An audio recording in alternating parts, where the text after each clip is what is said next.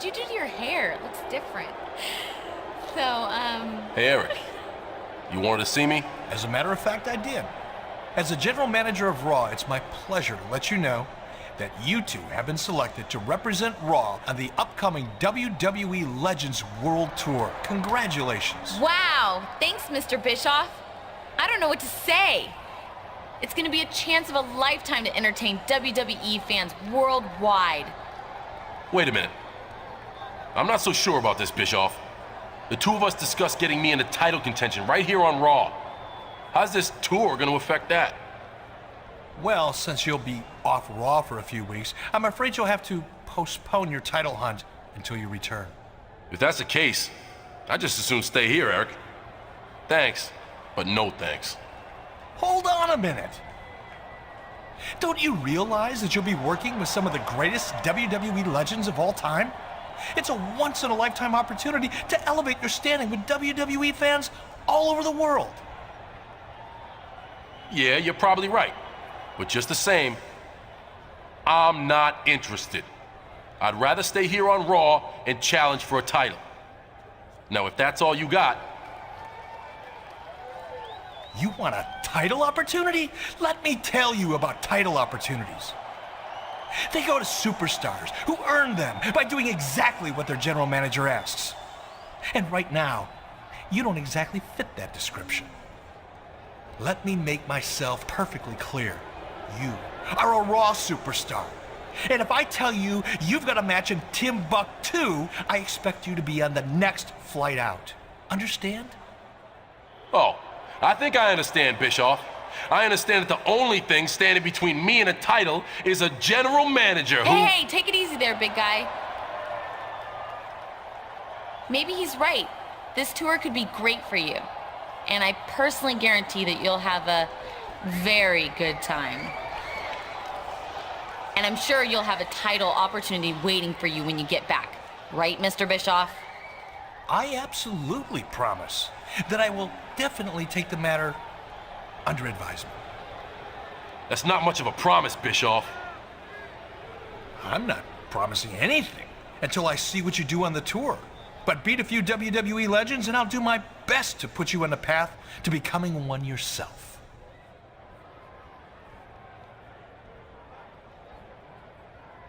All right, have it your way. I'm on board. But you better live up to your end of the bargain.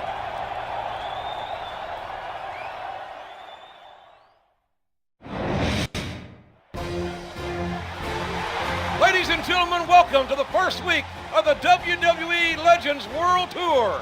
This is Oklahoma's own Jim Ross here with Jerry the King Lawler. And tonight, we're across the pond in merry old England. I love visiting other countries, JR. You get to learn so much about their cultures. For instance, did you know that they don't actually have English muffins in England? And lorries are trucks. And birds have puppies. That's really fascinating, King. As you can see, this Manchester crowd is fired up to see a hometown favorite, the legendary British Bulldog, in action here tonight.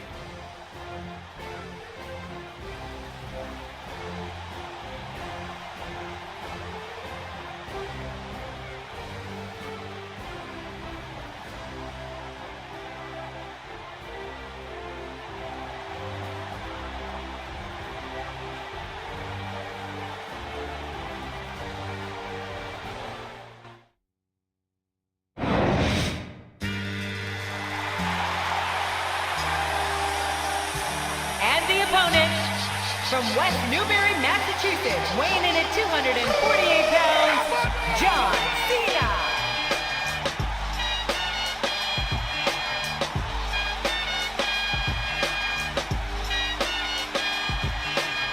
Your time is up, my time is now. You can't see me, my time is now. It's the franchise where I'm shining now. You can't see me, my time is now. In case you forgot or fell off, I'm still hot, knock your shell off. My money stacked fat, plus I can't turn the swell off. A franchise doing big business, I live this, it's automatic. I win this, so you hear those horns, you finish. A soldier, and I stay under you fighting. Plus I'm storming on you chumps like I'm thunder and lightning. Ain't no way you breaking me, kid. I'm hard as nails. Plus I keep it on lock like I'm part of the jail. Hey everyone, welcome back with Phenom Mac, where today we're going to continue our playthrough of WWE Smackdown vs. Raw 2006, and we're going back to the original storyline that I did on my channel like 7 years ago, something along those lines. I think it's 7, but it might be like, yeah, 2017 I believe is when I did it, so it might even be 8 years old at this point. Either way, it wasn't very good. The video, it was split up into like 7 different parts, and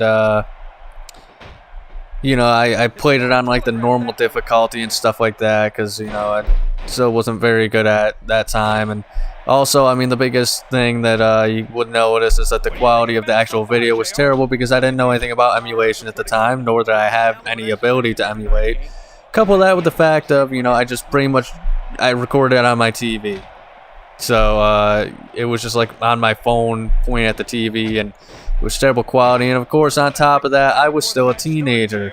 And while I'm still not exactly what you would call, oh jeez, what are they, oh yeah, intelligence, that's what it is. Yeah, I'm not very intelligent still, but that said, I'm at least not, I'm past my edgy phase, we'll say that. That was actually pretty cool. How we both just kind of like went through each other, kind of like those sword clashing things. But yeah, so like I was very edgy at that time. And once I actually took those videos down, just because like I said a lot of just a lot of stupid things, essentially, you know, insensitive things. And I'm all for like making fun of things and comedy, and nobody's above comedy and all those other things, but I do think there is such a thing as going too far, and I think that I definitely went a little too far in a lot of my past videos and stuff like that, just trying to be funny and thinking it was cool. And you know, at that time my friends actually checked out my YouTube channel, so you know, it was kind of like entertaining them and saying, hey, what's like, you know, the most asshole thing I can think to say on my channel, and you know, think I'm cool or whatever. So I've been looking forward to doing this storyline path for a very long time. So you know, there's that big long-winded explanation out of the way. That said, as you can see, this is going to be a very, very long storyline, especially in comparison to every other storyline in the game. Most storylines in this game, they usually give you not too many matches, maybe like 5 at the most for the most part, but at least that's how it feels for each individual storyline. Or at least from like pay-per-view to pay-per-view, I should say. So like maybe 3 matches, then a pay-per-view, or 2 matches in pay-per-view or something like that. Well, this time there's no pay-per-views. It's not really in a set time period. It's, you know, just Raw and SmackDown back and forth. And I kind of wish they had, you know, like a custom arena for this. Like, I think it would have been cool if, like, maybe you just had the WrestleMania 9 arena you face in every single week. Or, you know, maybe like a classic version of Raw or something like that to kind of capture the feel. And it would have been cool, you know, because then you could, you know, do the Legends Tour, and then, you know, you unlock the classic Raw arena or something like that for exhibition mode. I think that would have been pretty awesome. Or either way, if it was just WrestleMania 9, I wouldn't complain about that either. But yeah, it's, you know, you just got the Raw and SmackDown things. And right now, we're starting off team. We just got the British Bulldog here, and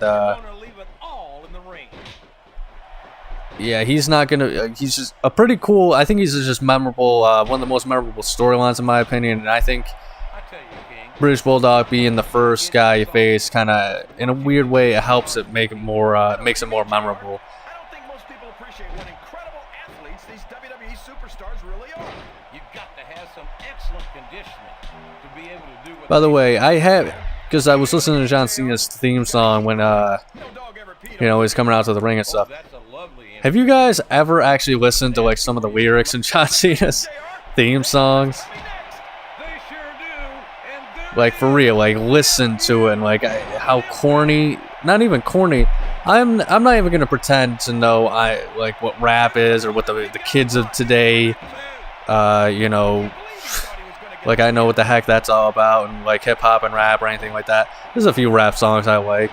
I don't really listen to the lyrics too much, but like, you know, I like It Was a Good Day by you know, Ice Cube, and you know, I like the beat of that a lot.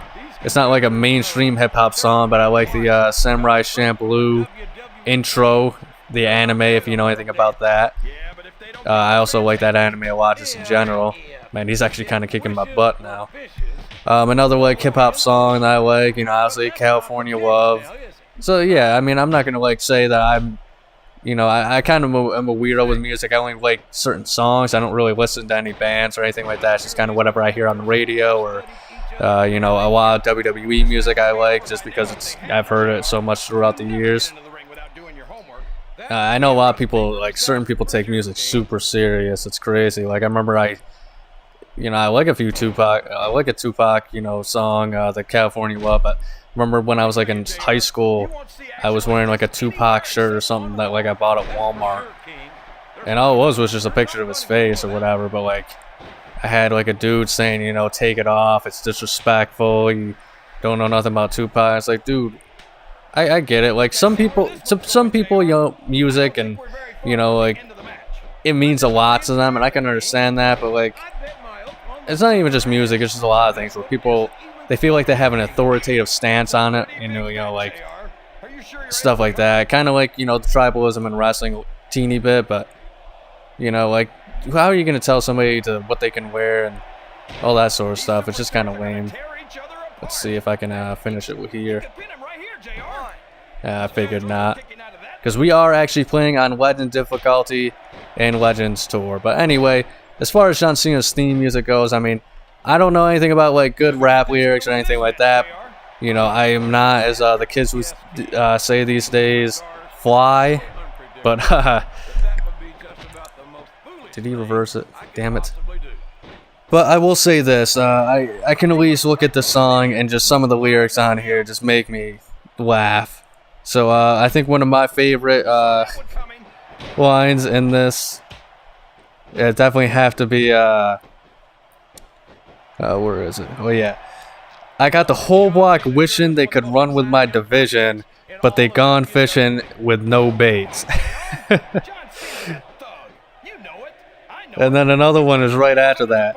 I got my soul straight, I brush your mouth like Colgate. I'll read that. I got my soul straight, I brush your mouth like Colgate. That's probably the best line out of the whole thing. Or, I don't know, this one's also pretty good immediately after it. So, in any weather, I'm never better. Your boy is so hot, you'll never catch me in the next man's sweater. Like, what the hell does that even mean? You'll never catch me in the next man's sweater. But yeah, I've always memed on that song a little bit throughout, you know, throughout my life at various points. Like, I love just saying that stupid stuff to my friends, like as insults, or you know, to insult myself, you know, because of how stupid it is, or you know, like tell them, oh man, I'm gonna brush your mouth like Colgate, or something stupid like that. Said that to my coworkers quite a few times. So I mean, yeah, there's just there's quite a few good lines in here. I know what you mean, King. It's hard to find words to describe the electricity in the air here tonight. He also had a few good ones in his original one, the lines. What was it? Thug Life, I think it was. No, it's Word Life. What the hell am I thinking? Word Life is or maybe it was Basic Thugonomics. Yeah, that's what it is. I'm looking at it right now. We could be looking at a pinfall here, folks. But yeah, I remember it was something like, let's see here. I'm untouchable, but I'm forcing you to feel me. Yeah, it's that one. Let's see some other good lyrics here. I actually like his original song a lot better than what you know, the song he would become famous with. Like a broken needle, kid, you're missing the points. That's kind of funny, but it's also, I don't know. Like I said, I don't have an authority on this, but I think that's actually halfway decent line. But then I remember, like, this is John Cena who's, you know, rapping this. WWE superstars. You're not wrong, King. They compete every week until they are Get forgot like Alzheimer's. There's no off-season in the Two-face rappers walk away with 4 shiners. or slapping a puck into a net. This is serious physical competition. taking over Earth and still kicking in Uranus. Good Lord. I don't know. I think Uranus is mine from Crash Tag Team Racing is a lot better than that. Oh shit, I might actually lose this. I can't believe I actually kicked out of that. If I wasn't playing as John Cena, thank God, I think this was the start of his Super Cena run.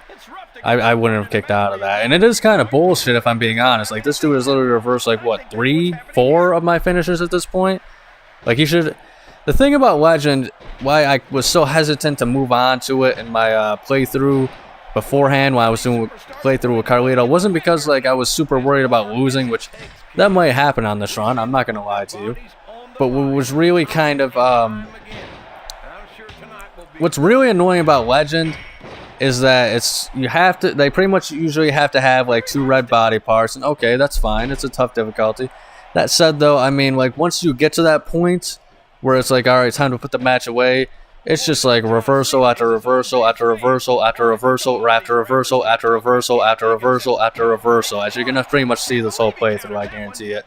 And like, you might be thinking, well, yeah, it's supposed to be hard. Well, there's a difference between it being a good challenge in the sense of it's like very hard, and it's just like, okay, I should have won by now, like, type deal. Like, so I've got him where I need him. It's literally, I just have to do this one move to... He'd reverse that shit again. This is the fucking shit I'm talking about.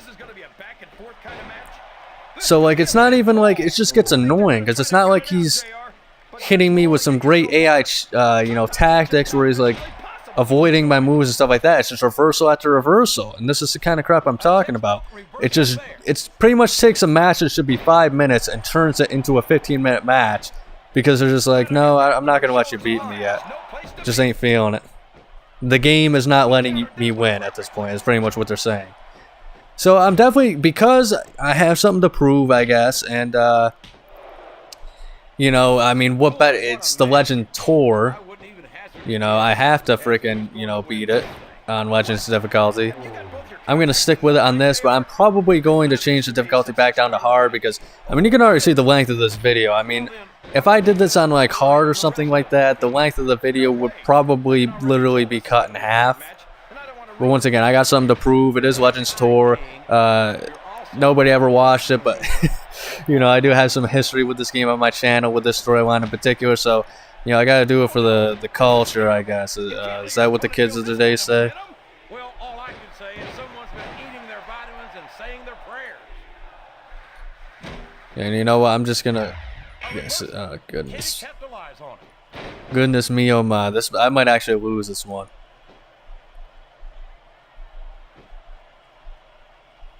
Are you shitting me? Are you shitting me? He might actually win. Did you see the momentum increase? That momentum just raised faster than my fucking vocals just then. I feel so lucky that I'm actually getting to see these superstars wrestle each other. Me too. That is unbelievable. It went for, I could have swore it literally went from like where it is right now all the way up to a finisher because he... Oh boy, this is definitely gonna be an interesting run.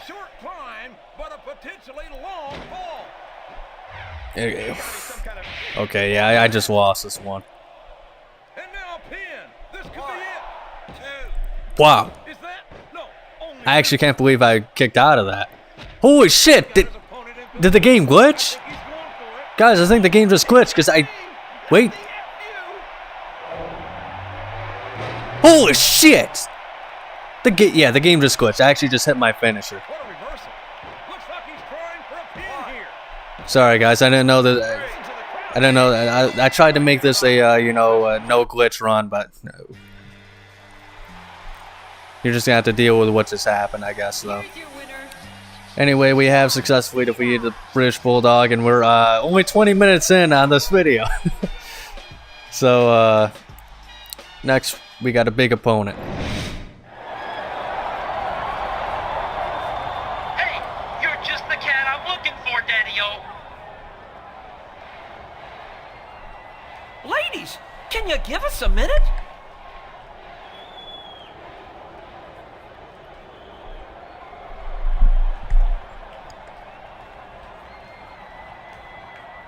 when Vince McMahon made me, the mouth of the South, Jimmy Hart, tour general manager, I told him that I was going to put some of the greatest WWE legends against some of the top WWE superstars of today.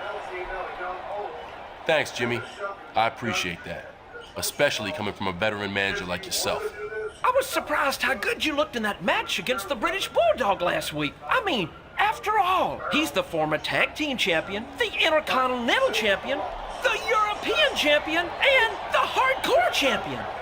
You were surprised that I looked good against the Bulldog? Well, Jimmy, all due respect to the Bulldog, he's one of the true legends of this business. But I'm a legend in the making.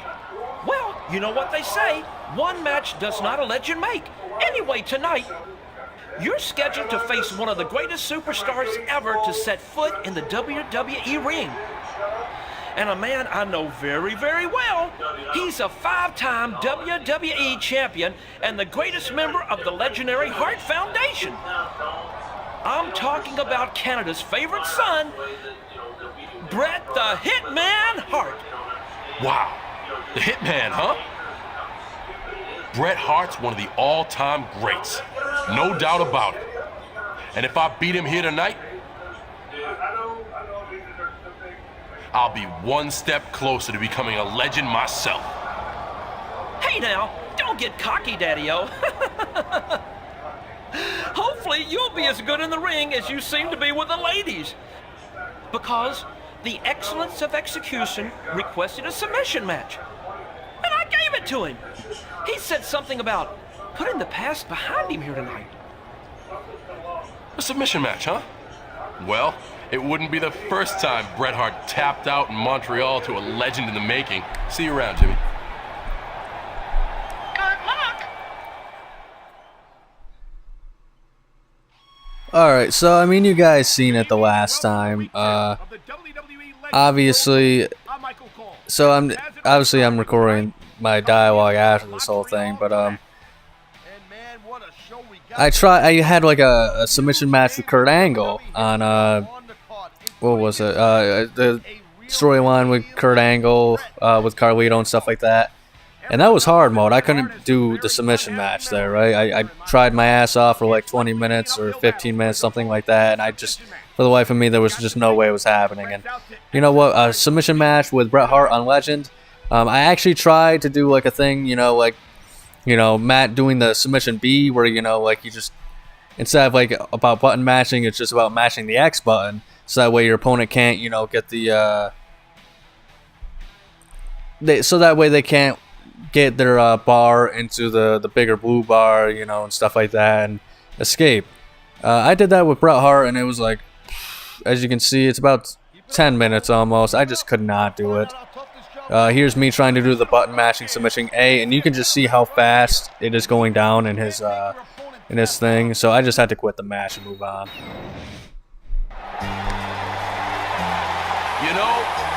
So far on this tour, I've faced the British Bulldog and Bret Hart, two all-time great WWE superstars.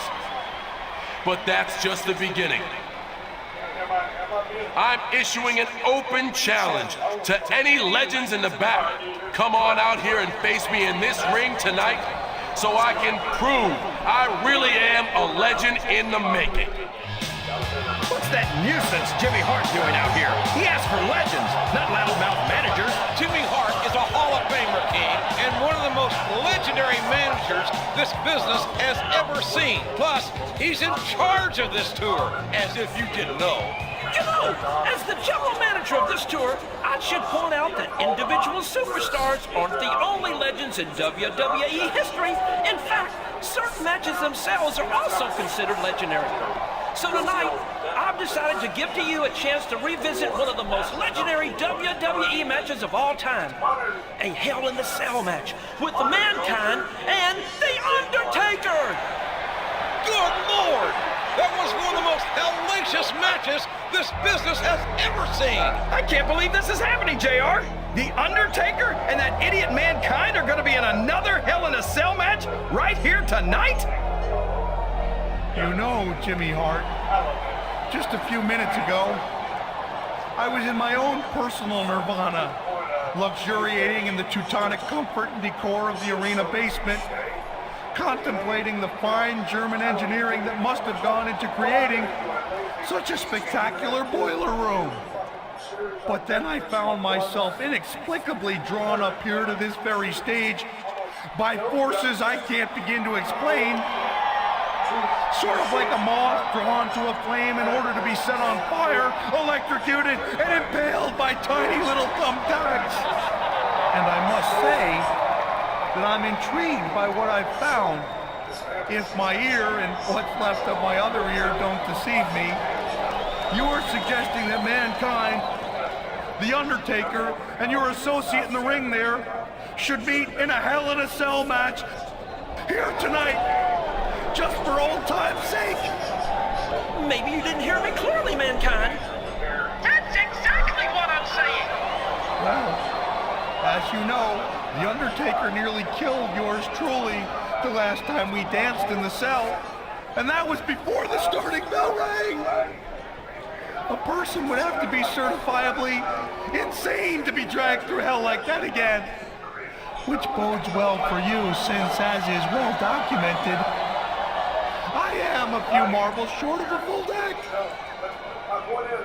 But if my math is correct, one more superstar in the ring means 3 potential casualties for the body count this time around. Mankind, if you're trying to intimidate me, it's not working. You and The Undertaker may be living legends. Well, I don't know if you'd call the dead man a living legend exactly, but you can't scare me with... What's going on, JR? Oh, no. This is not good. This is not good at all.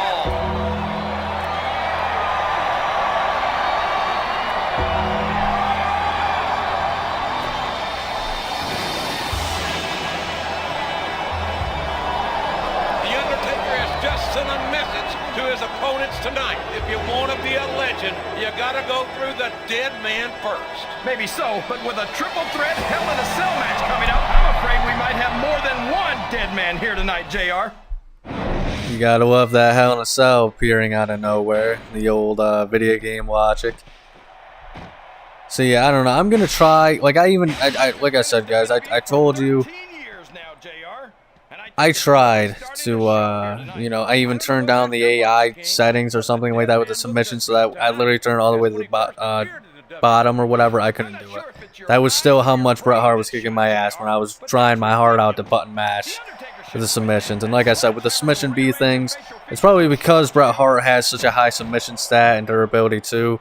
I just can't get anywhere. I'm going to try, if I have another one, hopefully there isn't any other submission matches, but there is, I'm really going to try and once again to try and do maybe the submission B types, but I mean it just wasn't working out. And I mean that was a 20-minute match with the Bulldog. I didn't want to waste you guys' time with an, you know, a 40-minute match with Bret Hart for the submission. I didn't want to waste my own time with that. I'm gonna be honest with you. But this should be a fun one. We got a triple threat Hell in a Cell match. I don't know. I gotta say though, when it comes to Mankind in the Legend store, it's like a weird mix. It's like, I think they based it off of like his corporate Mankind, but from like 1998, where it was still kind of like the deranged Mankind, rather than the kind of like fun-loving, beloved Mankind. And I don't know how I feel about that, because Mick Foley is one of the best mic, you know, best guys on the mic in the WWE history, but I don't know. Like I prefer like the classic. I would have preferred Mick Foley over. I would have preferred Mick Foley over Mankind. Oh, that was sick. That was sick. I'm just gonna wait for him to come back up here. He fell off the cell and still no damage. So that's pretty crazy. I don't know. He's been there, done that. So I guess it doesn't matter much to him. But yeah, I mean, as I was saying, you know, I kind of, I think that I would. I can't even talk, but when can I ever talk? I would prefer like regular Mick Foley over Mankind in this, at least character-wise, just because there's another reversal. Just for the simple fact of like I just find his promos would be kind of like weird and annoying. But I don't know, maybe that's just me. And it's not even like how it was when like Mankind first started or whatever. Maybe it is. It's been a while since I've seen Mankind, the deranged one. You know, heard him talking promos, but I just hate that like whiny little voice Mick Foley has whenever he puts on the deranged Mankind. So that's kind of like my feelings on it. Plus, it's just weird to me because like he's clearly like the pants, the freaking shoes. He's clearly based off of like the 1999 Mick Foley or Mankind or whatever. So that's just my thought process there. Uh oh. All right, never mind. He's coming back up to me, which I probably should have actually gone down there. Oh. No, but getting the crowd behind you can certainly give you the edge. Well, he's up anyway. Trying to slam him through the freaking center of the cell. Uh-oh. Oh, thank God. He's an idiot.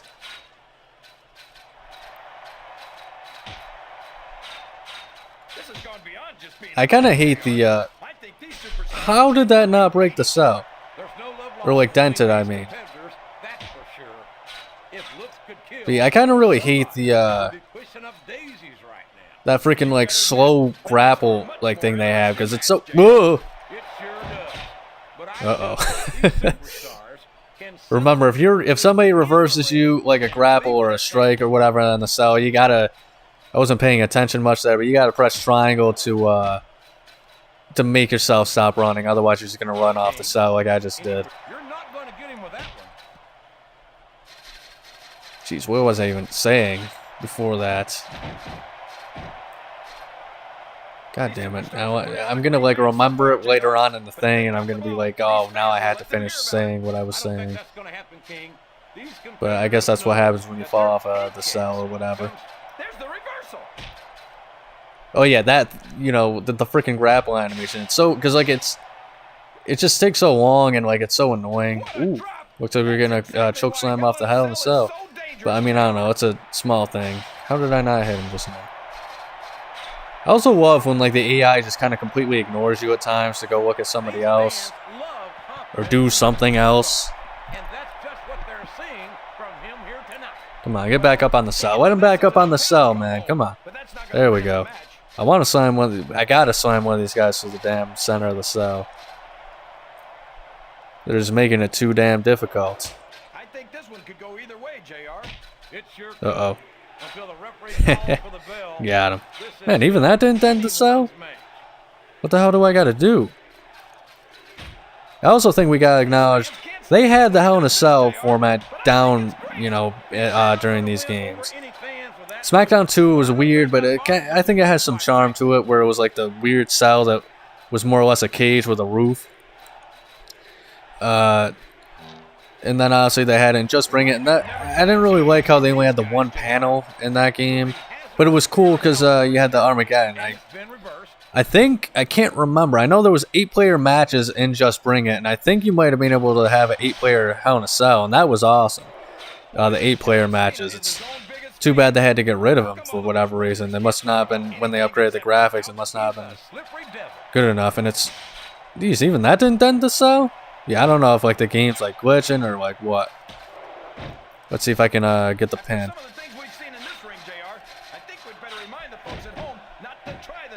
God damn it, that's not what I want to do. But yeah, even Shut Your Mouth, like the graphics upgrade were... There was a graphics upgrade, but are you fucking kidding me? Do you really think I'm just going to let you do that? But yeah, the graphics upgrade, they did upgrade the graphics in Shut Your Mouth, but like it didn't look like they upgraded them enough to be where it's like, oh yeah, I can see why, you know, they had to get rid of 8-player matches and stuff like that. And plus, it always something that really grinded my gears when it came to Just Bring It. They had 8-player matches, but for some reason you couldn't have 8 actual human players. Like you could still only have 6. Like, come on, that was a load of bullocks, if I do say so myself. Because, like, I mean, the multi-taps, like, you needed 2 to have 6 anyway. At least from the ones I had, it was always like you could add 4 controllers. So, I mean, it would have been perfect, you know. Remember I was going to do that one time and I was super excited. And I was going to test it out. And then I checked it and it was like, yeah, you can only do 6 players. And I don't know. Just kind of was a pain in the ass. But something that was also a pain in the ass is I'm pretty sure with, what was it? Yeah, the multi-tap, they had like the slim model of the PS2 and they had the original fat model. And I think those assholes, when they made the multi-taps, they have one that fits in the fat models, and then they have ones that specifically fit into the slim model. So I remember I had like 2 different multi-taps, and I had to modify one of them so it would fit in the same thing. Alright, thank God he's an idiot. I'll continue my rant on that after this cutscene.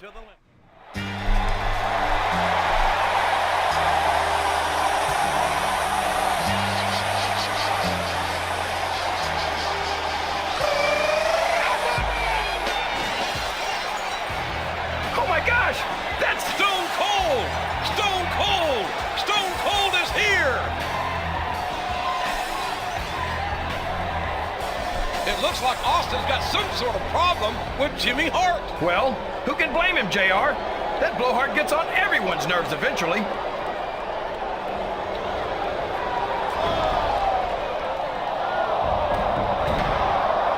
Stone Cold Stunner! Austin just stunned Jimmy Hart! For once, I agree with Austin! Stone Cold! Stone Cold! Oh, we've got combustible elements here, King. What do you think that was all about, JR? I couldn't tell you, King. I'm sure the Texas Rattlesnake has his reasons, but Jimmy Hart represents the authority of Mr. McMahon here. And I have a feeling Hart is not going to let this slide. Maybe so, JR, but since when did the authority of Mr. McMahon ever mean anything to Stone Cold Steve Austin? The WWE Legends World Tour continues this week, down under in Melbourne, Australia. And Taz, here comes none other than Stone Cold Steve Austin. So this is a little WWE Legends Tour? Is that right? The greatest superstars of all time under one roof? But Stone Cold Steve Austin ain't even on the card. You think you can have a Legends Tour without Stone Cold Steve Austin? Hell, there ain't never been a bigger WWE superstar than me. So if y'all want to see Stone Cold in this damn show, give me a hell yeah. Well, there you have it. So Jimmy Hart, you scrawny little pencil-neck bastard, I suggest you put on your cheap sunglasses and your little zoot suit and bring your 98-pound ass down to this ring before Stone Cold comes back here and sticks that damn megaphone so far up your ass, they'll be able to hear your silent but deadlies in the back row.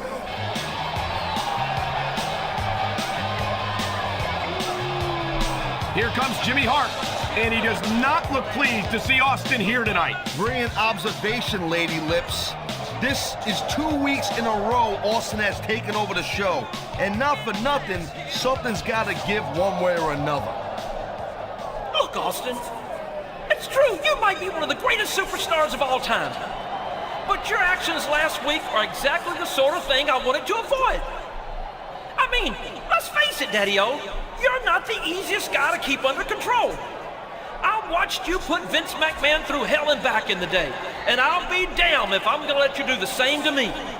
Now, despite not being formally invited, you managed to interfere anyway. And the fact is, I simply can't let you do that anymore. So we can do this the easy way, where you can just leave the ring and don't come back, or we can do this the hard way.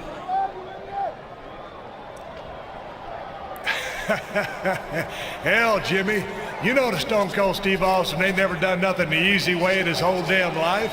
All right, Steve, if that's the way you want it, then I guess I've got no choice but to call in the big guns.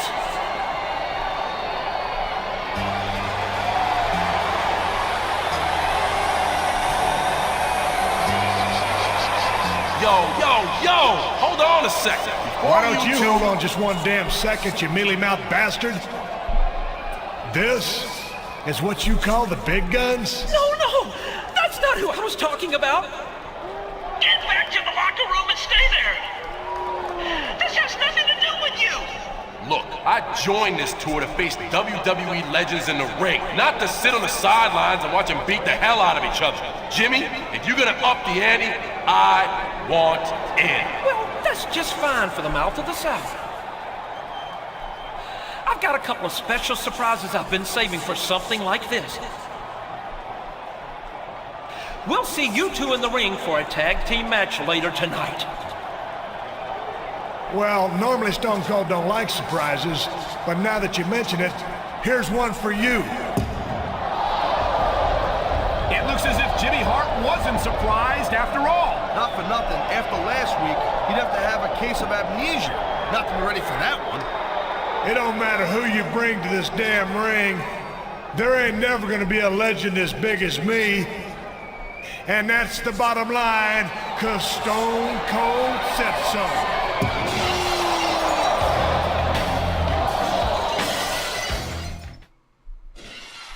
Damn, man, who did the fucking motion capture in this game? Because I mean, like, it's fine it's fine during his entrance here now, but I mean, especially that first cutscene. What the fuck was going on with Stone Cold's head? Because I mean, even if it was D-Will Brown, I mean, that would be way too much head shaking for that. I mean, is he all right? Has he got freaking Parkinson's disease or whatever? But something that's kind of freaky though. And maybe it's a coincidence, right? But I mean, it's been proven so many times in the past that it isn't. So during the cutscene, you know, I wanted to bring up what disease it was, or you know, that I was gonna make the joke about Parkinson's. And you know, my dumb ass, I was thinking, is it Alzheimer's that does that? Because once again, I'm a fucking moron. So I wanted to look it up, right? And I didn't say anything about that or the thing. I was just thinking in my head, oh, is it, you know, what is that disease that makes you shake?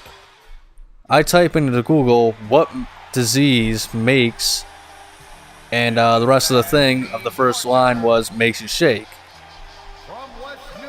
Never looked it up before in my life or anything like that. Didn't say anything out loud about it, which they have proven that if you say something out loud, you know, your phones and stuff like that, they do keep track of what you say at times, so that way, you know, when you go to look something up, or you know, they might be for shopping purposes or something like that. But I didn't even say it, so I mean, it could be a big coincidence. I mean, it might be, you know, Google's #1 search result for, like, you know, what disease makes you or whatever. But that's just kind of freaky. It probably is just a coincidence, I'm gonna be honest. Because I mean, I can't even think of like what other like things like, oh, what disease makes you?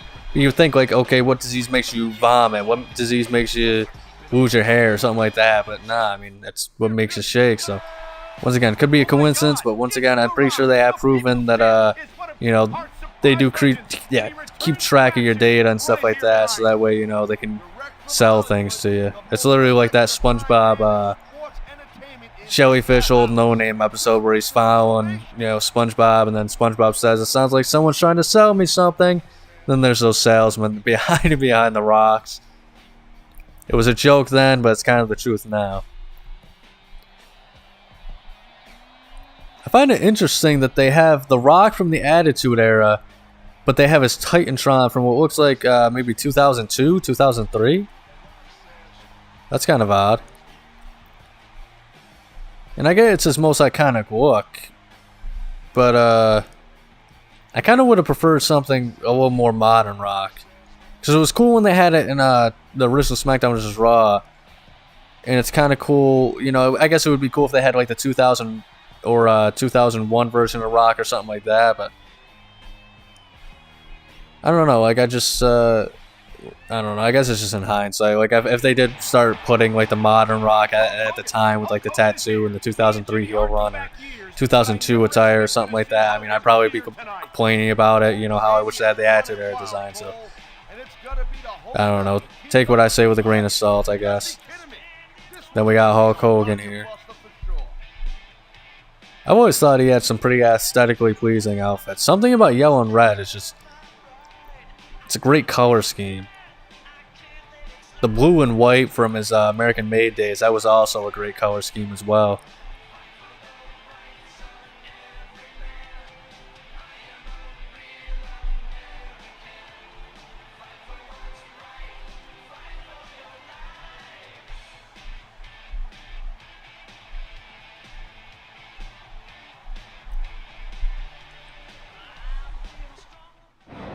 Alright, so, Jimmy Hart's their manager too. That freaking punch that he has where it's like that weird like dance thing that leads into like you punching him is so goofy. But I do love it, I'm not gonna lie.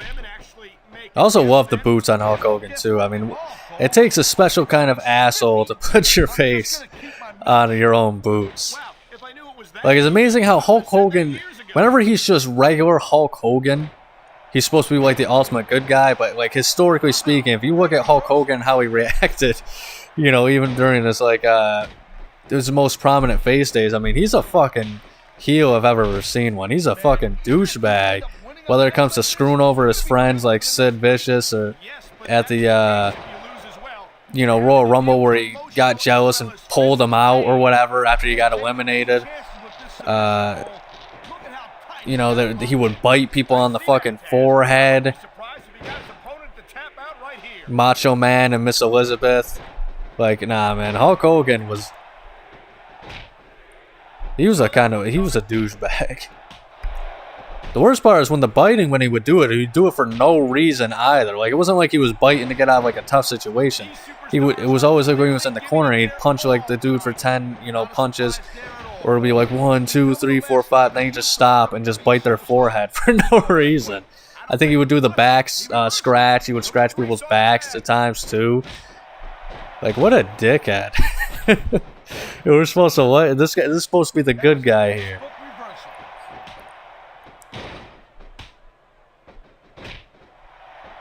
I wonder if anybody brings up him in politics in the comments. Just like, yeah, what do you mean? This is the same guy who endorses Trump. Of course he's a bad guy. Not understanding. I'm just talking specifically about his wrestling character. I know I wouldn't want to miss a second of this action. That reversal might stop his opponent's momentum dead. This was also like a pretty interesting team.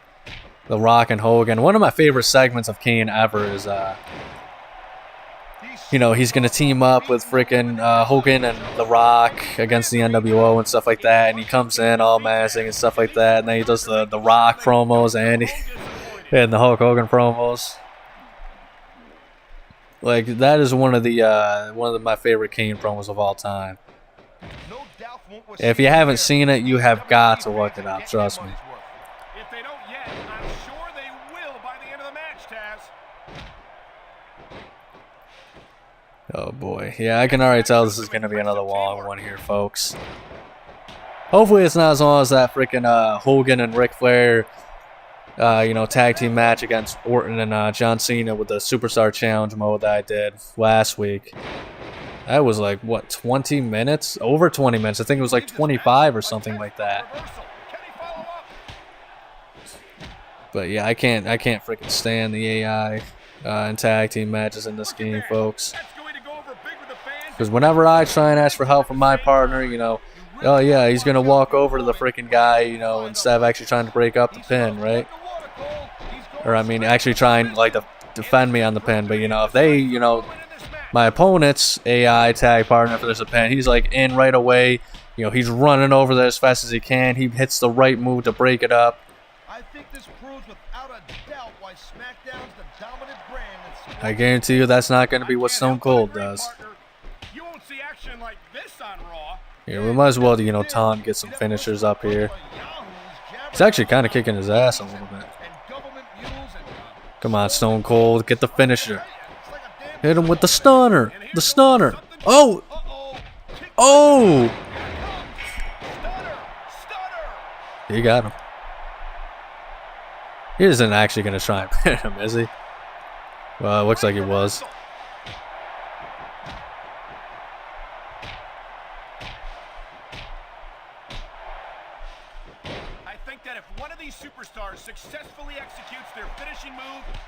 It's actually kind of surreal how small The Rock was at the time. Like, he wasn't small, but in comparison to what he is and his size is now,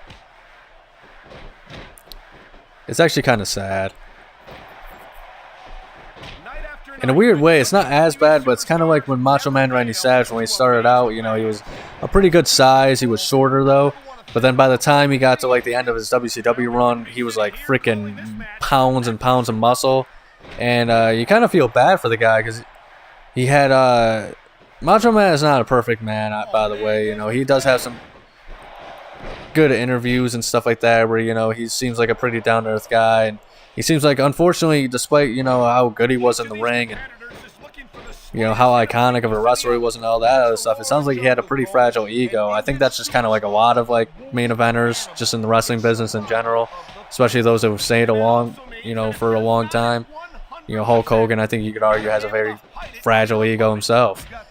But with the Macho Man, apparently he just put it on the sides because he said he was, you know, getting old and, you know, wanted to kind of see this is what I'm talking about. Like, what the fuck is he doing?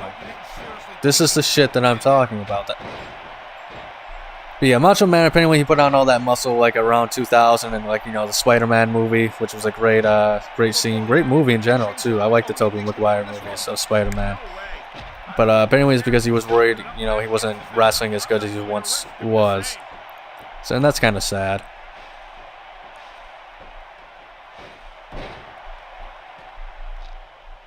I've been looking. And there's the submission hold. What a deadly maneuver this is. You're not kidding, Cole. I remember, too, with The Rock, and I even kind of brought it up, the same friend, I remember one time, you know, talking about how Stone Cold wasn't the top 5, wasn't in the top 5 greatest wrestlers of all time, and, you know, weird, silly takes like Mankind is a terrible wrestler and all this other stuff.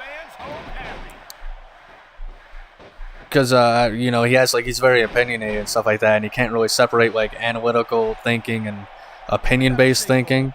Like, okay, you know, objectively speaking, you know, with what they've done in the industry and all this other stuff, like how good are these guys, whatever. I think he even said Hulk Hogan wasn't even in the top 5. Because, you know, he's more of a modern wrestling fan, you know, even though he did watch around this time and stuff like that. But, I remember he told me, he has this, like, just to show you, like, if you're thinking, oh, well, you know, hey, you know, logic, it should be, you know, opinionated, and it should be, because well, it is opinion, you know, based, obviously, but, like, it should be your opinion more so than an analytical take on it, you know. Of course, you know, that's what's important when it comes to those things, you know. It should be who you like, not who you think, you know, objectively speaking, the best is or whatever, you know. The same guy who says that, I remember it was back when The Rock first came back and was doing the feud with Roman Reigns and the Bloodline and stuff like that, and I just kind of asked him about it, like, hey, what do you think about that, you know? And it was at that time when The Rock, they were pretty much making it clear, after Cody Rhodes won the Royal Rumble, The Rock, he came out and they were trying to test the waters to see, you know, hey, would people rather see The Rock versus Roman Reigns in the main event? And he said, you know, oh yeah, you know, it's bullshit, and you know, The Rock is a selfish ass dude and all this other stuff. And you know, I said, well, what if they did it and it did work? You know, he's like, well, if he did it and it did work, then there'd be no issue with it. I'm like, what do you mean there'd be no issue with it? How is The Rock not selfish at that point if, you know, even if it did work? He's like, well, I mean, he pretty much, in a roundabout way, he pretty much said, The Rock is selfish for essentially giving it a try, but if it worked, it would have been the right decision, and he wouldn't be selfish for taking Cody Rhodes' spot. So, I mean, like, this is the kind of, that's the dude I was arguing with. Like, that's his logic right there. If it works, hey, it's not selfish, it's the right thing to do.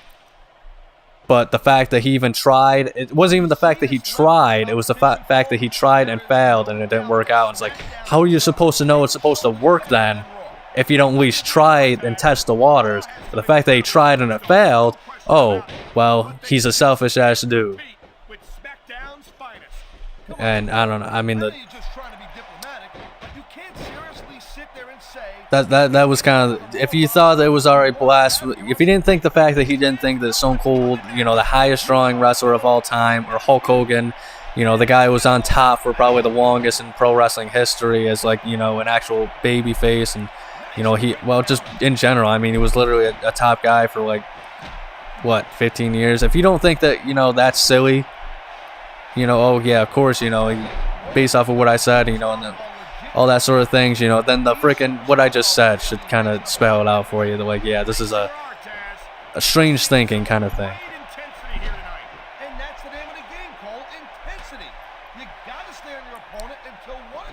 But I don't know. Kind of talking crap about my friends in my videos now, I guess. Boy, 10 minutes and we're already kind of not really getting anywhere here, unfortunately. Of course. Of course. But I don't know. Hopefully Stone Cold can put the boots to Hulk Hogan and we can get some stuff done here. And I'll be dependent on breaking up the pins. Oh, yep. That sounds about right. Let him get the pin, of course.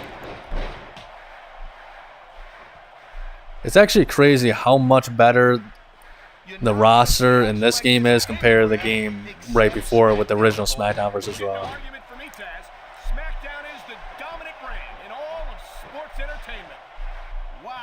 Like, even when you just add in oh yeah, oh, fuck.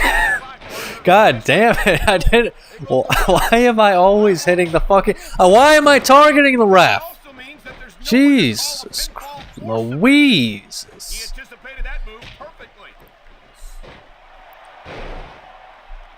But yeah, I mean, like, Stone Cold missing isn't the only thing that kind of messed up the roster in the original SmackDown vs. Raw. A lot of people obviously say, oh, well, Goldberg and Brock Lesnar, yeah, it would have definitely helped, but at the same time, like, come on, dude. It was clear as day. Some people just say, oh, well, you know, in previous instances, well, obviously it depends on the circumstance. Like, yeah, sure, Ken Shamrock ended up being No Mercy. We don't know why the hell he's with No Mercy, though. We don't know what deal was made behind the scenes. Maybe they couldn't make the same deal with you know, Goldberg and Brock Lesnar to keep them in the games and stuff like that. Maybe WWE didn't want to make the same deal. Maybe it was, you know, those guys that didn't want to make the deal. All right, come on, come on, come on. No, not the fucking. Why?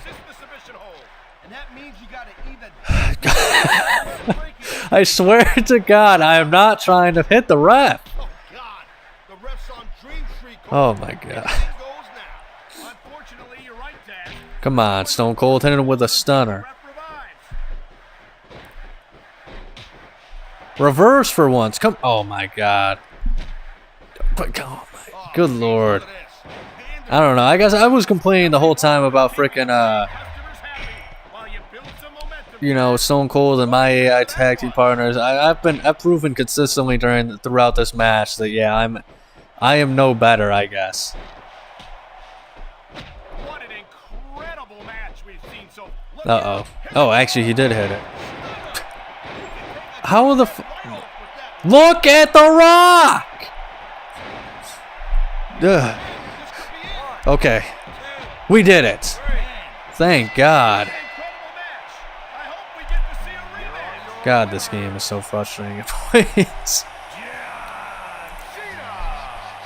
Frustrating like The Rock and I mean, celebrating like the Stone Cold and John Cena would.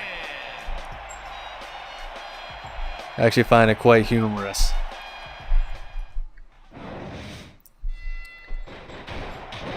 Alright then. Now we got a big match here. Big match, John. And it's been reversed. See, I wish like for his alternate outfit they would have kept the hat and the chain like in his entrance. But I think it's just the shirt if I remember correctly. I don't know, I'll be honest, I kinda don't feel like checking at this point. I think it was what game was it? Here Comes the Pain where he had the visor? Yeah, I remember I always wanted a visor as a kid growing up. I actually had my hair for a very, very, very, very short while as like Sky Johai's hair. And I purposely got like a red hat. So, and I didn't dye it blonde. I was planning on doing it, but the whole point of it was I wanted to look like the freaking McDonald's French fry pack or whatever. And I remember people like close to me, like they kind of bitched at me and said, look, man, I mean, you know, you gotta watch what people think about you, and you know, what are girls gonna think and stuff like that. It's like, dude, like obviously if I'm doing this, I don't give a shit what like women have to think. I mean, yeah, I'm here to have fun and be goofy and, you know, make memories in life. And I got people telling me, yeah, but you know, people are gonna talk about this for like years down the line. You're gonna look like an asshole. Well, turns out I wasn't even living in the same town, you know, for that long anyway.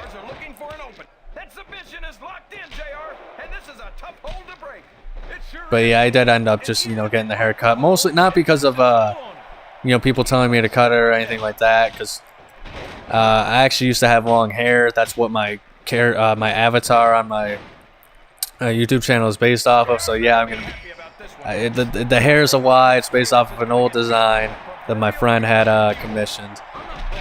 And, I just thought, I didn't have any good idea of what my YouTube icon should be. So I just kind of, took that and ran with it. It's obviously based off of an Earthbound Nest design. And so, yeah, like I had the long hair and people loved that. It was weird. Like, it's kind of like the old people in my life said, yeah, your long hair is terrible. But that, then the young people in my life, my friends said it was great and this or that. But the reason why I cut my hair when it was long, the reason why I cut my hair when I had the Sky Too Hottie, high top thing or whatever, you will call it. I am not good at taking care of my hair, or I was especially terrible at styling it, and I had it for a while. And, I don't know. I'm susceptible to split ends, I guess, because I just, for the life of me, could not take care of it. And whenever I went to the barbers to get a cut, they cut it so short, it was like, okay, it was like I was restarting every single time. So it was like, all right, you know what, screw this. And having a lot of hair, too, like, it's uncomfortable to me. So, well, I actually wanted the freaking Chris Jericho. Like, I wanted long hair for the longest time.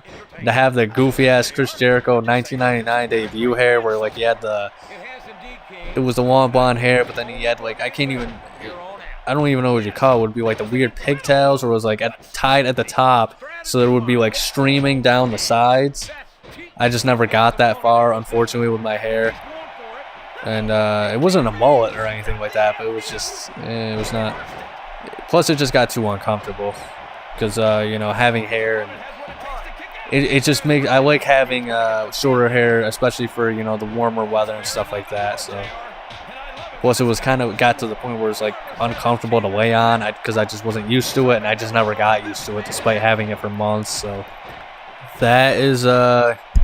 that's pretty much why I cut my long hair and I got rid of the Sky Too Hottie hair. I just was never good at styling it.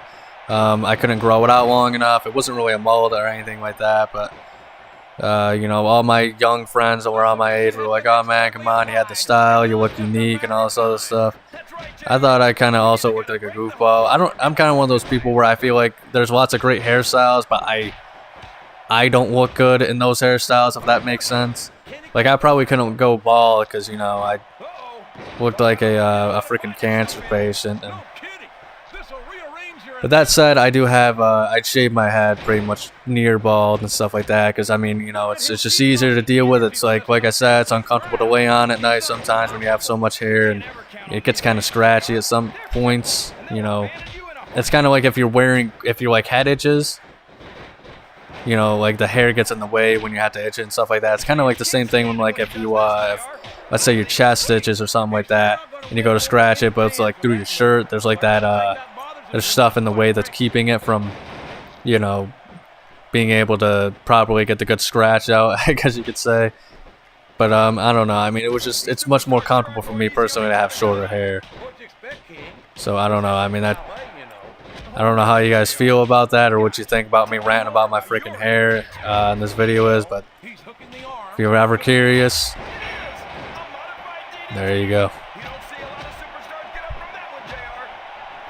But yeah, another weird thing about Mankind in this game, though, too, is when you look at it, I feel like they wanted to have 1998 Mankind, with, like, the brown tights and the boots and maybe, like, the corporate, shirt that he's wearing right now. Maybe, who knows, it was even something where, like, they wanted to have the original brown debut Mankind. I have no idea. But, yeah, it's just, because even, like, his theme music, it was, freaking his 1998 version or whatever, like his debut, like the sad song or whatever. And I don't know, so, and the way he talks and all this other stuff, so I wonder what the heck happened. Maybe they were going to have those, but the WWE said, no, we want this 1999 Mankind specifically. Or maybe it was make a Mick Foley request or something like that, I don't know.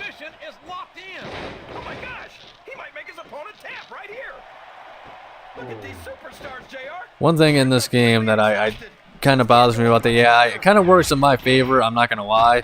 That said, it's something that I'm assuming it's kind of a reason why they got rid of the stamina a little bit maybe in these games, is because they just, for the most part, the AI, they don't know how to do stamina. They don't understand, like, how do you even have an AI realize, okay, to charge my stamina, I need this guy on the ground, right? But if he's not on the ground, I have to keep fighting, so then I just end up losing stamina. Like, what the hell does Hulk Hogan think is... What made him think it was a good idea to just run across the ring with no stamina? Now he's going to pay the consequence for it. And this motherfucker. Oh, and that is also another annoying thing right there. Oh, Stone Cold got eliminated? Sweet.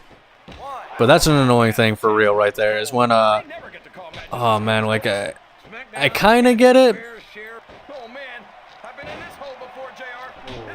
And maybe it's more realistic. I'm trying to think if it's ever even happened in, like, real life WWE.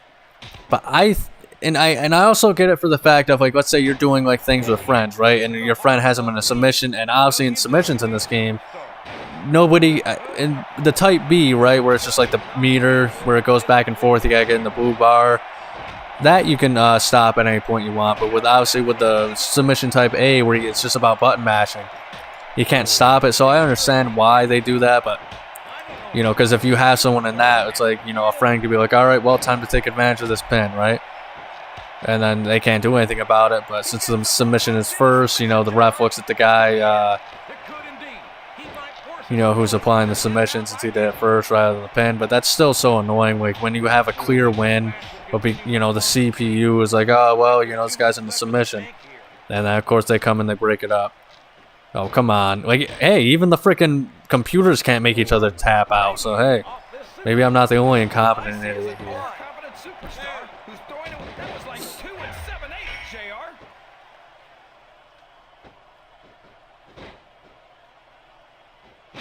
Oh shit, he just stole my finisher right there. He didn't even use it on me.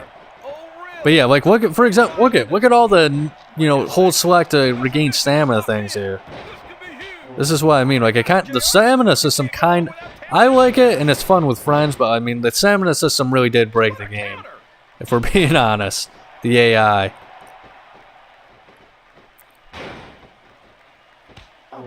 And now Mankind can't use his... Oh, well, he did use his finisher.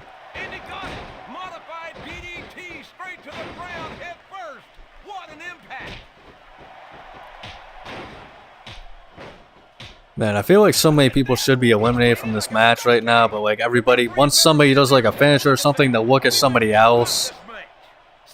Or like people, like when you go for a pin, they'll just break up the pin for some reason with their like weird grapple thing, because once again, AI are like stupid. But and for some reason, I don't know what it is in this game, but when you do roll-ups 90% of the time, it just turns into an automatic kick out, even if it's like, you know, red body parts. I don't understand how the game logic works in that respect. But it's actually pretty annoying. I don't, geez, boy, I just realized all I have been doing is complaining about this game that I absolutely love. But now, SmackDown was just Raw 2006. What the hell? Did Mankind take out the ref? Hey, at least it wasn't me this time. But yeah, I don't know. For some reason, it's just my personality, I guess. I freaking complain about the things I love. Oh, you know, this game is great, but it would have been better if it had this, and this, and this, and this, and this, and this, and my ideas are better. Just who I am. Which it totally would have been better if they had Maven in the final game. I'm just saying that, folks. I wouldn't have given a crap at the time, but you know, I mean, come on, they should have been thinking 20 years later when like Maven had his, you know, YouTube channel and I started to like him. Come on, don't you do it, Rock, don't you do it. All right. Oh, looks like Rock might be taken out. Oh, okay, maybe not. Oh, come on, really? He hit him with the finisher and I did a taunt that lasted 2 seconds. And The Rock freaking got up at that time after a finisher with a red head. This is the kind of... What is this, SmackDown 2?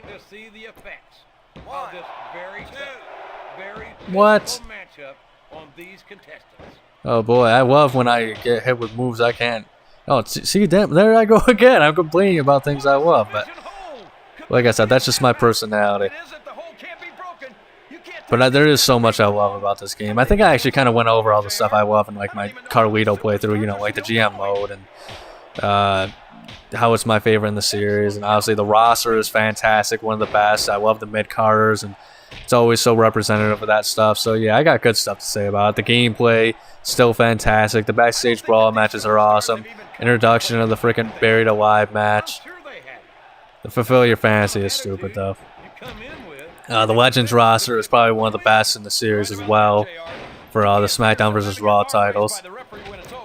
Things kind of changed with WWE 13 because that's when a lot of the games really became about like the past and really focusing more on the actual legends in the game rather than capturing the modern rosters. They still had all like the modern people in the rosters, but it was clear to say it's like, all right, people play our games and they want more legends, that kind of deal. And obviously the increase of legends deals and being able to implement that stuff, and you know, just the ability to add more characters in general and stuff like that. But overall, when THQ definitely started the nostalgic stuff, like with the Attitude Era and the 30 years of WrestleMania. But when you really think about it, yeah, it's TKO. 2K is kind of the ones that are really leaning into that. And I don't blame them, not one bit. And I know people are saying THQ, but you know they only had WWE 13. Nah, THQ it's the same company that developed it. It was Ukes, but yeah, THQ. You know they were the last. 2K14 is essentially just a 2K game in name only. It was actually the last WWE game that I actually loved. Because like even with the last gen console versions of 2K15 and 2K16, I don't know, it just kind of wasn't the same. Because 2K16 like was kind of just like the Attitude Era mode all over again. You know, yeah, you had some more matches, but I feel like the Showcase mode and 13 and 14 were just completely different beasts. Let's see if I can beat him. I might have to continue my talk on that after a cutscene. Alright, sweet. We got a trophy for it, too. With all of those legendary superstars, I knew we'd have some problems with their legendary egos, JR. And that pipsqueak Jimmy Hart's been AWOL since Austin tried to stun him in the ring last week. Uh-oh. Now what's he doing? He's trying to get between them and calm them down. But frankly, that's the last place in the world you'd want to be. It's Mr. Socko! It's Mr. Socko right down his gullet! Oh, that sock is the most disgusting thing I've ever seen, JR. And Austin gave him the stunner. I could have told you that would happen, JR. Now ain't that a sight? The only thing legendary about you is the beating you just took in the middle of this damn ring. Mankind may be one dumb, psychotic sumbitch, but he's earned something you ain't got yet, and that's my respect, and that's all I got to say about that. And now that it's just you and me, I suggest you collect your damn teeth, put your little sock back in your pants, and drag your lumpy ass back to the boiler room before Stone Cold changes his mind, stomps a mud hole in your ass, and walks it dry. While I appreciate having your respect, Austin, I beg to differ on just one point. Mr. Socko may in fact be little, but to be fair, it is just a bit chilly in this arena.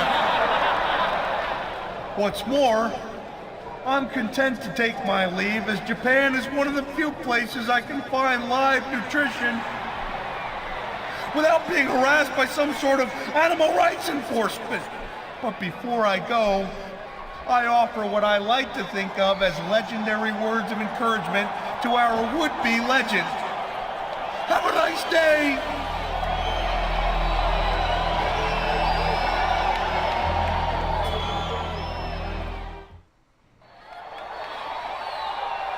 Are you sure you're okay?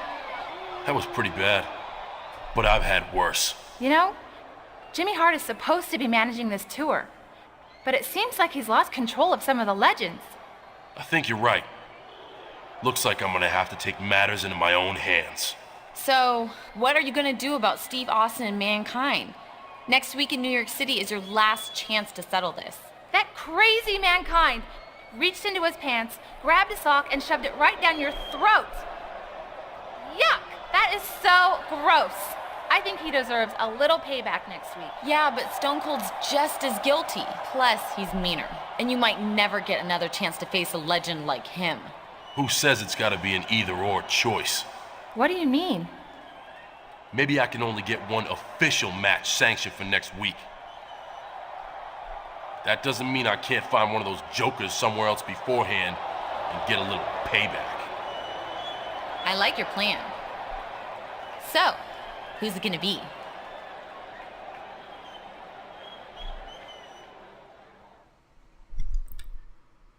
I'll look for Mankind before the show and face Austin in the First Blood match for the main event. I'll look for Austin before the show and face Mankind in a parking lot brawl for the main event. So I decided to go with this because I like the bar brawl.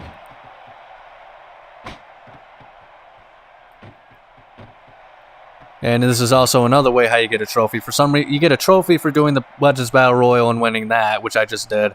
Then you get a trophy for winning the bar brawl, and it's like, why would you put two trophies back to back like that? Plus, I think if you don't pick this option that I did, you don't get the, you just miss out on the bar brawl in general. So, I mean, that's kind of lame. It also kind of bothers me, like, it looks like you should be, like, they were going to add an area that you can keep going over there, but, like, they just didn't. Oh, shit, is that TV? Damn. Guess we're back to Warzone on 1997. Or wait, no, that's 1998. It was somewhat based off of late 1997, I guess, but...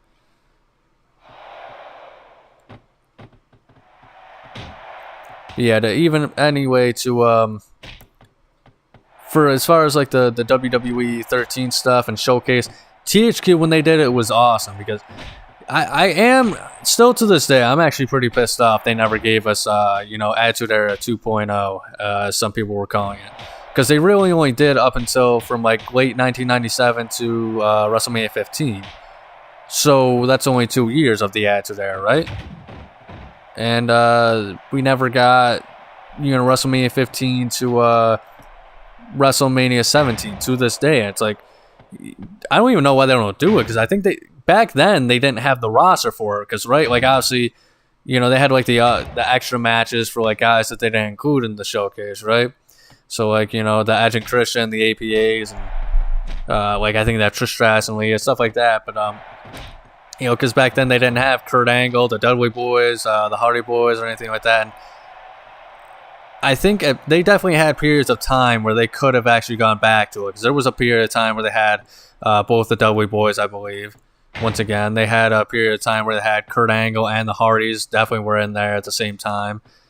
And yeah, I mean, if you had Kurt Angle, realistically, because a lot of people, rightfully so, they would be complaining if they didn't have if they had an Attitude Era showcase and they based off of like the year 2000 and stuff like that, and they didn't have the Dudleys, Hardys, and Edge and Christian all at the same time, and like now they can't. I don't even think they have the rights to any of those guys now, other than Devon.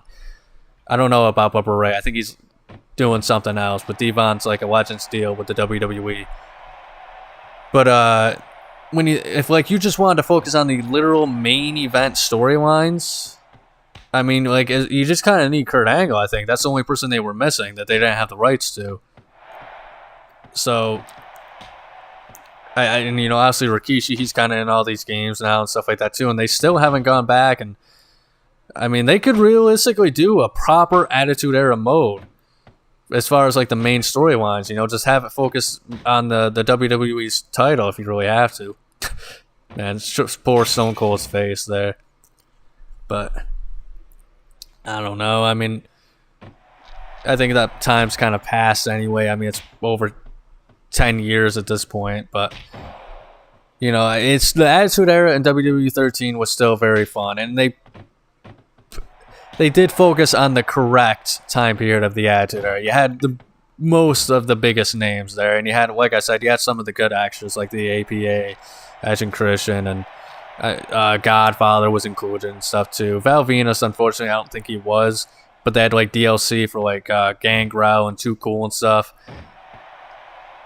I never got the DLC though because I didn't have internet access at that time, unfortunately, which was too bad, but it is what it is. Wow, that actually was pretty brutal, that freaking Kane shot. And then 30 years of WrestleMania was fantastically done. There were definitely some key matches missing because, once again, Kurt Angle was not included in that game. And I think if he was, you could have included quite a few of them. You could have had the, obviously him versus Shawn Michaels. You could have had the triple threat with Rey Mysterio and Randy Orton. Brock versus Kurt Angle, of course. I mean, if they even really wanted to, they could have had Kurt Angle versus Kane, but I doubt they were going to do that at WrestleMania 18. But, I think, Kurt Angle was involved in a lot of big WrestleMania matches at that time. Trying to think what else he had. And I don't know, since they already did the Attitude Era, they weren't very keen on doing the Attitude Era stuff at that time, due to the repeating. But they could have had more matches at, maybe not WrestleMania 2000, but maybe WrestleMania 17. But once again, it kind of comes down to like who they had available they could put into the game at that time. It also, I was pretty pissed off that they had the Ultimate Warrior in the showcase mode, but they didn't. He was only a pre-order bonus. Like, that was just, I don't care what anybody says, that's horse shit. If they're playable and if they're in the story mode, they should be just on the discs, no questions asked. Like, that was just, that should have been right then and there, like a clear sign of like 2K's bullshit. But I don't know. Once again, I said it was the THQ game, so I gotta own up to that. It was probably a THQ thing as well, but I don't know for sure. But I mean, I don't know. I still think those were really well done, and I mean, like, they had so many matches. They had like guys who had, hadn't been in games for a little while, like Goldberg, and Batista I think was missing from WWE 13, but I can't remember.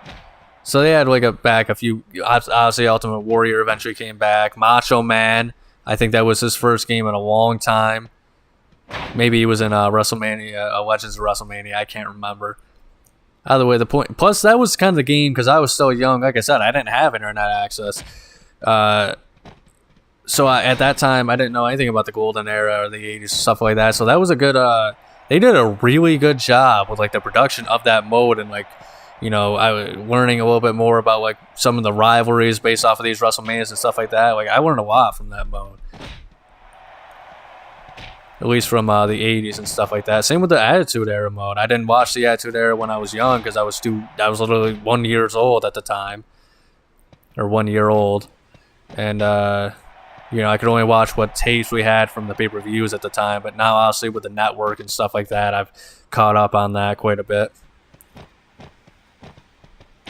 But then with the showcases, like, they had the rivalry mode with Triple H and Shawn Michaels and CM Punk and Cena. Like, first off, I think I'm not denying the fact that we're good rivalries, but like, I just think the concept that like you have 30 years of WrestleMania and like Attitude Era, capturing a period in time, and your follow up to that is like capturing a very, very, very specific period of time. Freaking 2002. Like, I don't know. It was just kind of like, it didn't really hit the same with me. And then, once again, it was kind of like Attitude Era 2.0, but it was still kind of half-assed. Like, I think with 2K16, like, you look at how many matches they had back in, like, the THQ games, and then you look at how many, like, few they seemed to have, and it seemed like it was getting less and less for, like, the 2K games on the next-gen console, the matches they had. Like, and it was clearly getting worse and worse in quality. And plus, on top of that, like they said, it was Stone Cold's career. Not the Attitude Era, but his career, right? And what? They had one WCW match. They had one ECW match. They had, I think, one match where he was the ring master, and the rest was just retelling the Attitude Era. And then, yeah, we did get some new matches, but, you know, once again, I mean, it just wasn't as expansive. It was not as expansive as I was hoping for, and I had a lot of hype with that game too. So, and that was kind of the game that, in a way, broke my heart too, because it just like universe mode didn't work and all that sort of stuff. And like I said, I didn't have access to the internet, so I couldn't download any of the patches. That was when I really bought for the first time like a broken game. And it was for like, you know, 360 and stuff like that. So I mean, that's kind of when I started to really dislike modern gaming as a whole.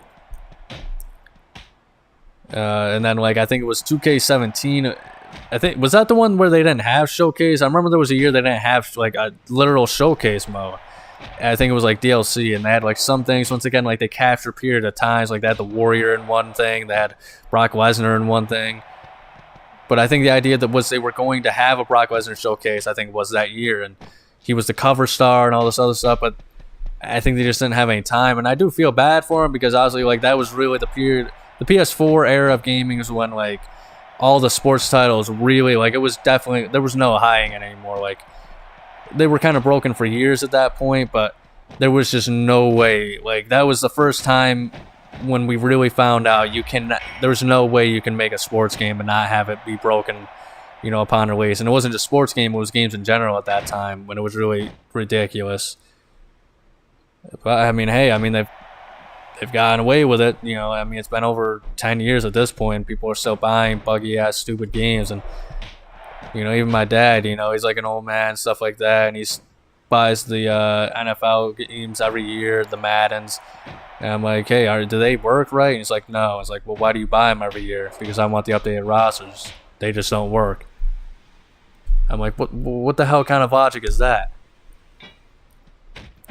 And then 2K22, I played Rey Mysterio's showcase, and I think that was like, what, 10 matches?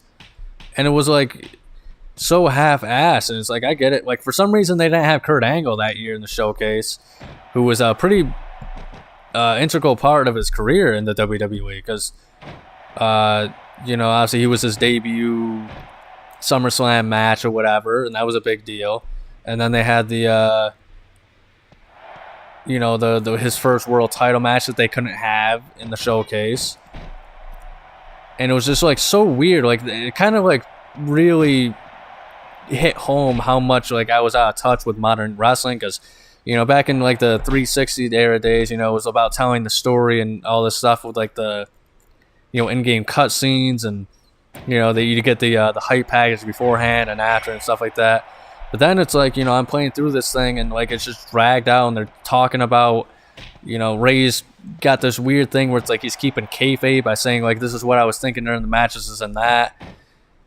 But then like for my career mode, like they're fully acknowledging like, hey, yeah, you know, I worked on the indies. Yeah, I made it in Japan and Mexico and all this other stuff. And like I liked it back when WWE games, so it was like, okay, it was WWE, you made it in WWE and stuff like that. And I know a lot of people hate it when the WWE doesn't, you know, acknowledge.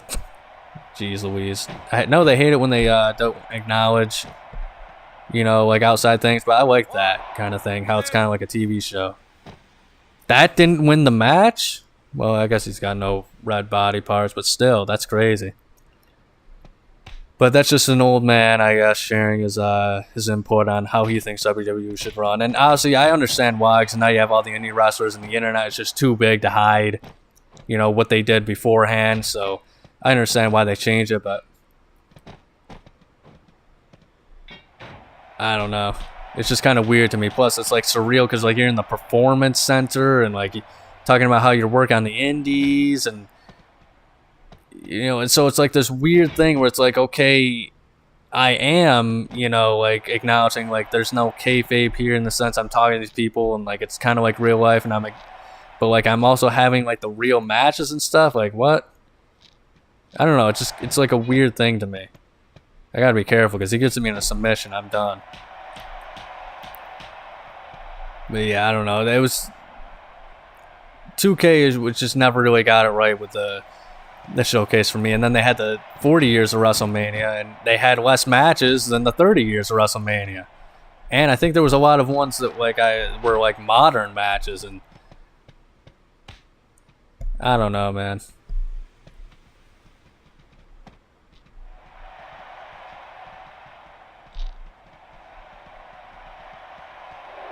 Like I said, I'm the old man yelling at clouds here. You know, back in my day, the games were a lot better. You know, they had better dang old showcase, man. Talk about that dang old.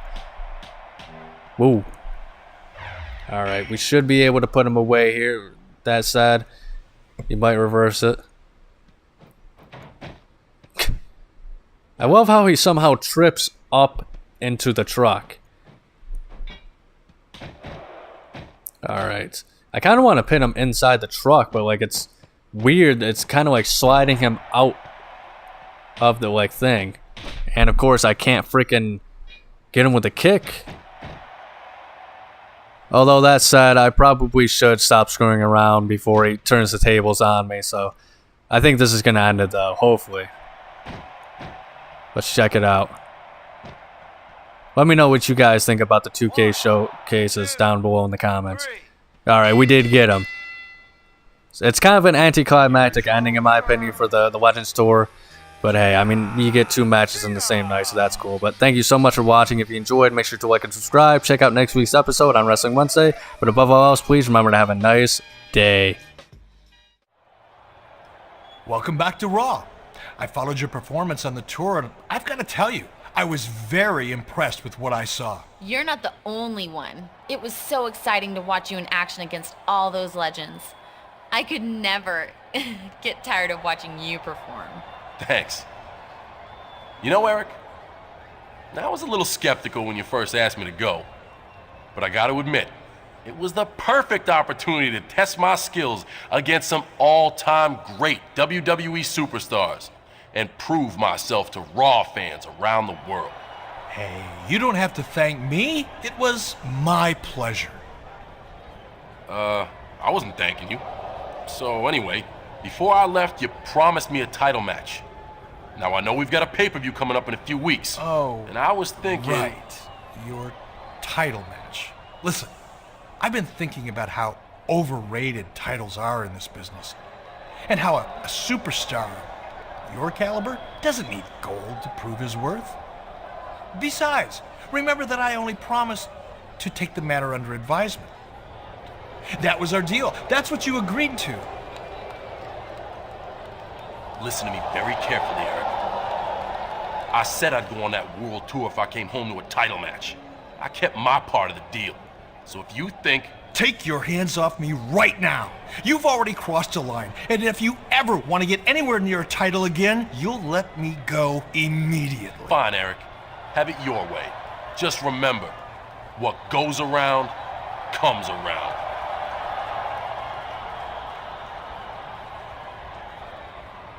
Come on, Christy. Let's get the hell out of here before I do something that we're all gonna regret. This isn't over between us, Bischoff.